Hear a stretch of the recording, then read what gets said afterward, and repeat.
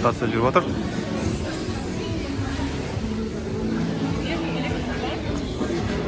Бұл инженерлік сеттер.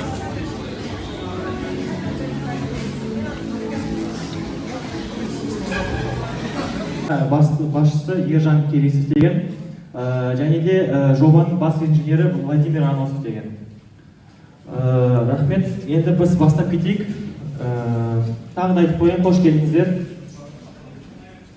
Ең біріншіден айта кетейін, біз не үшін ашық есіктер күні жасап жатырмыз осы. Екіншісін, біріншіден ол сіз өз пәтеріңізге кіріп, өлшемді алып, дизайнер шақырып, ақырындап ремонтқа дайындап берсеңіздер болады. Жалпы сізге проект бойынша айтып кетейін, Arena City Sport Day кезегінде үлкен Бигбелде жатады. Момышұлы бойында орналасқан. Инфраструктура бойынша айтып кетейін, өте бай. Біріншіден бізде мектептер бар. 3 мектеп қазіргі уақытта жұмыс істеп жатқан, қосымша тағы салынып жатыр. Балабақшалар бар, поликлиника бар.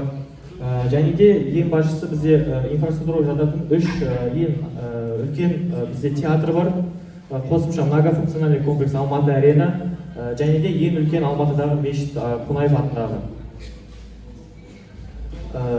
Осы слайдта бізде айта кетейін сізге жалпы Arena City Sport Day кезегіміз қай жерде орналасқан екенін. Міне осындай түрде беріледі. Осындай түрде қарап жатсаңыздар, 2 ауламыз болады, 6 қабатты үйлер.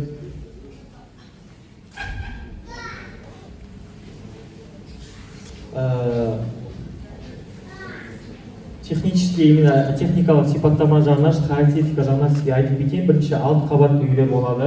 Бізде 434 пәтерлер болады.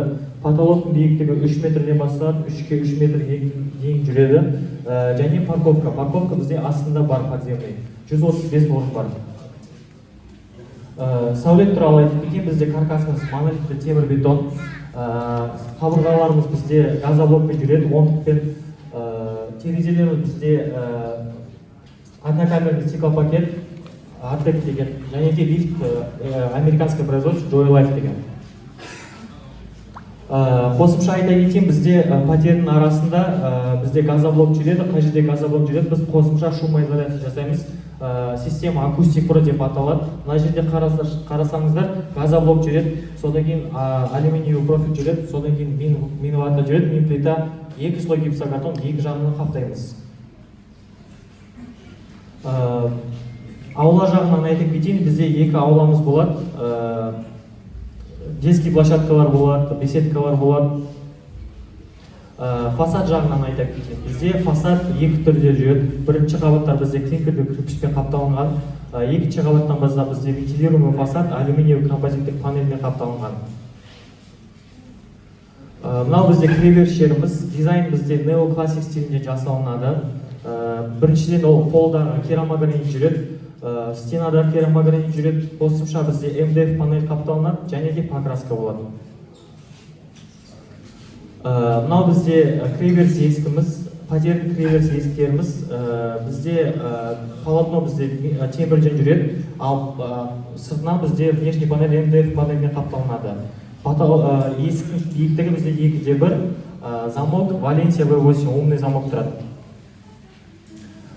Қосымша айта кетейін, осы слайдта бізде подстанция жайлы, именно осы проектте біз жеке подстанция қойдық, трансформаторный подстанция.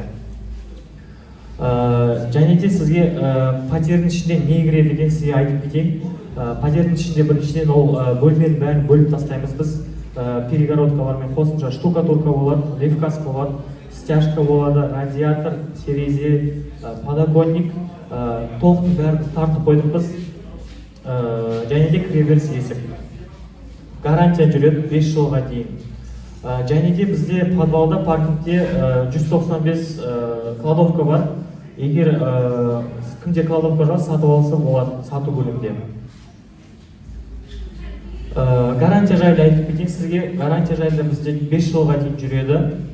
Бірақ гарантия кейбір, мысалы гарантия жағынан механикалық зақымдар немесе болса, егер сіз өзіңіз бұзып тастасаңыз, онда гарантия жүрмейді. Соны мен айтып кетейін сізге.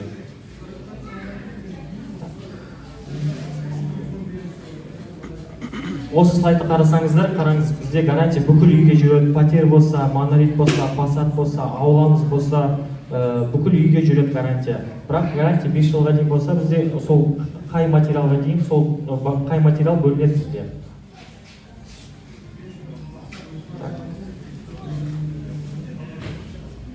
Осы жерде мен тоқтайды, қараңыз, көбісі менде сұрайды, жалпы лоджияны қосуға бола ма деп. Негізі бізде проект бойынша лоджияны қосуға міндетті түрде болмайды. Ол біріншіден заң бойынша, екіншіден ол холодный зона деп аталады бізде. Өйткені радиатор басқа бөлмеде орналасқан. Сол үшін бізде лоджияны міндетті түрде қосуға болмайды. Соны ескертіп айтып қояйын сізге. Қосымша айтып кетейін, үй тапсырғаннан кейін бізде гарантийный отдел бар. Гарантийный отдел полный замечаниялармен, дефектілермен айналысады. Егер олар болса, гарантиямен сол кісілер айналысады. Бізде бөлек отдел болады. Осы жерде қараңыз, кім бізде инфочат бар. Инфочатта кім жоқ, мына жерде қосып алуымызға болады. 1 минут берейін.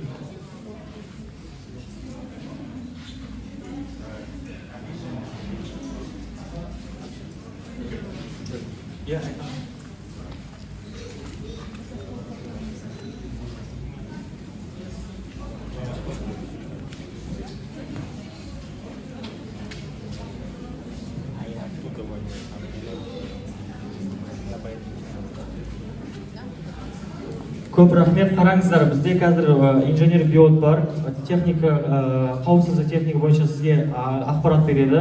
Содан кейін барып пәтеріңізді сіз права мастерге көрсетуге болады, жарай ма? Рахмет. Барлықтарыңызға саламатсыздар ма? Менің есімім Дәурен болады, инженер биот. Осы объектінің техника қауіпсіздігіне жауап беретін боламын. Қазір сіздерге құрылыстан қауіпті аймақ болғандықтан сіздерге берілген каска жилеттеріңізді шешпеулеріңізді сұраймыз. Және каскалардың астында подборочная лямка деген болады, соны тағып алуларыңызды сұраймыз. Және қазір сіздердің қастарыңызға мастер пролаптар жүретін болады, солардың қастарынан ұзап кетпеулеріңізді сұраймыз. Және қазір лифті екінші этаждан жұмыс жасайды. Лифтіға мінетін болсаңыздар, екінші этажға мініп, дальше көтерілесіздер. Еңбек кодексінің талаптарына сәйкес жүкті әйелдер мен 18 жасқа толмаған жасөспірімдерге кіруге рұқсат етілмейді. Сәттілік. Рахмет, ар жаққа далаға өте берсеңіздер болады, права мастерлар сізді күтіп отыр, жарай ма? Асықпай өте берсеңіздер болады. Пәтердің ішінде материалдар жазу мүмкін, сол үшін оған мән бермеңіздер. Рахмет. Мынау пәтердің ішкі бақта, кіріште. Мынау бір лифт. Және мына жақта баспалдақ. Екінші қабатқа. Мынау екінші вход.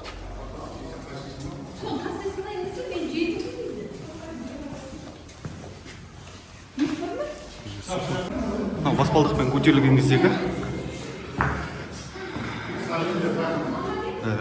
шыныдай салған. Арасы 1 метр екен, екі баспалдақтың екі ортасы. Үш бәрі кафель қойылып отыр. Бізге 4-ші қабат керек. Ал мына лестницадан көтерілдік. Және мына бөлмені көрейік. Кірес. Электронды шыны бәрі қойылып тұр. Мынау ас бөлмесі. Терезесі бәрі үлкен. Тоқ бәрі қойылған.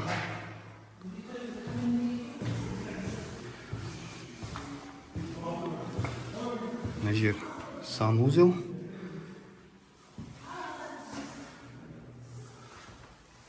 Мына жер ас бөлме екен ғой. Кешіріңіздер, мына жер ас бөлме екен. Мынау жер холодная лоджия деген осы.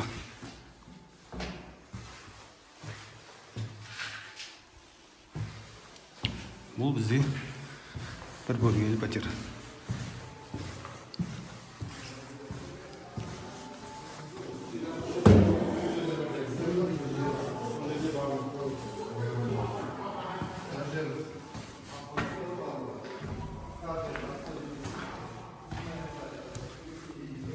жері ас бөлме болып тұр ғой.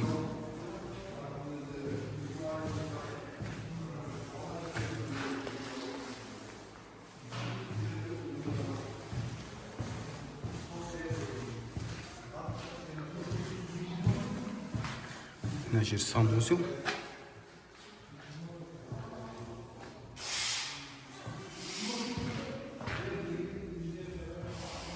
Жер ас бөлме ма?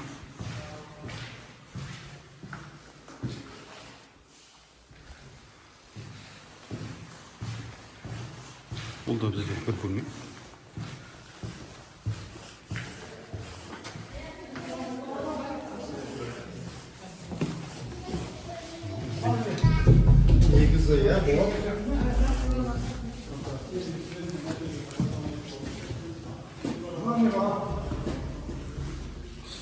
Санузел.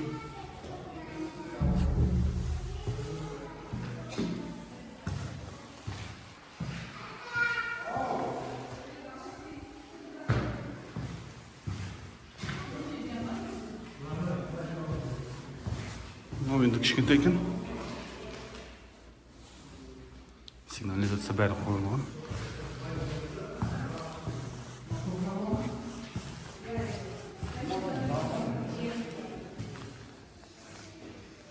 Жер тағы бір өзінің санузелі, спальня болуы мүмкін. Бұл біздің абақтыға қарайды.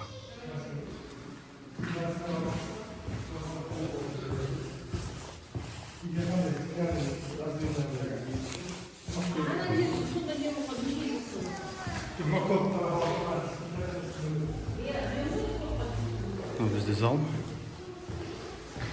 Терезе солтүстік бағытқа қарайды.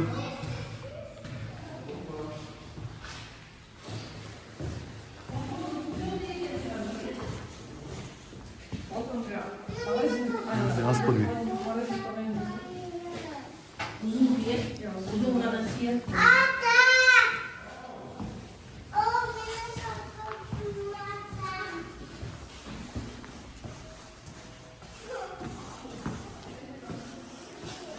Лифт.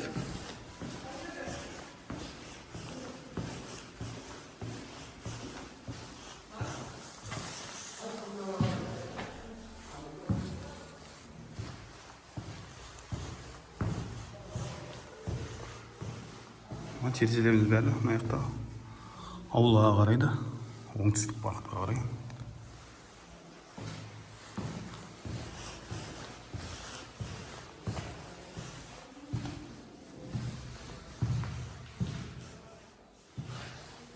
Келесі көрейік.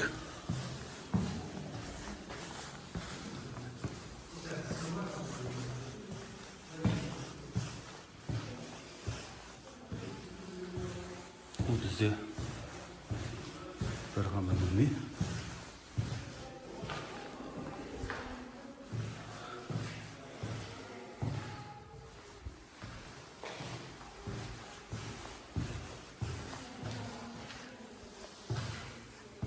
Мына жерде тамақ істейсің, мына жерде жатасың.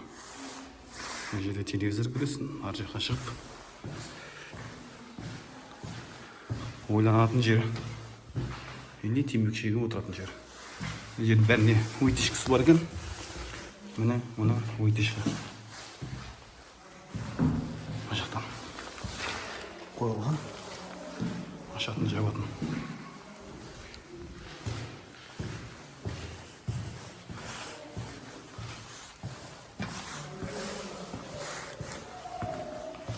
Енді біз келесі үйді көреміз. Мына бағытта. Жаңа біз мына үйден шықтық. Енді қарама қарсы үйді көрейік.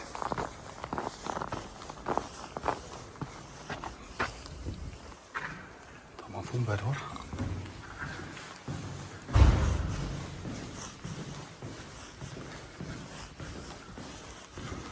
Бұл бізге екінші қабатта жеткен. Екінші қабаттан көтерілдік.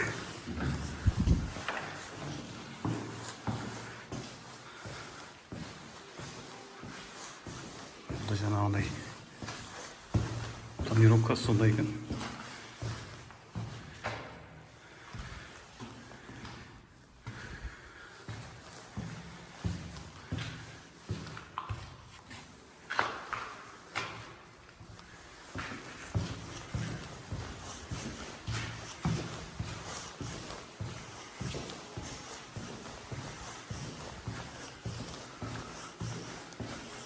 мынаны көрген жоқпыз ба?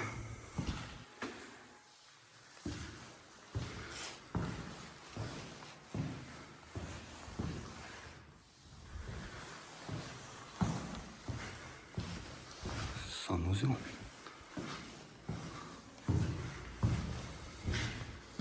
Ас бөлмесі. Электр тоқтары, алюминий.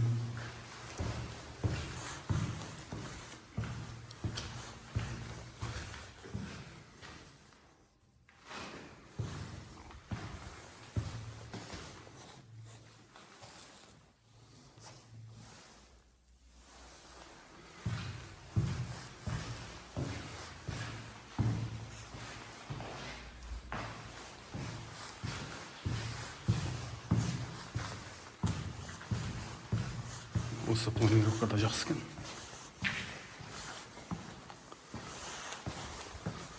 Бұл ғана мастер студиомыз.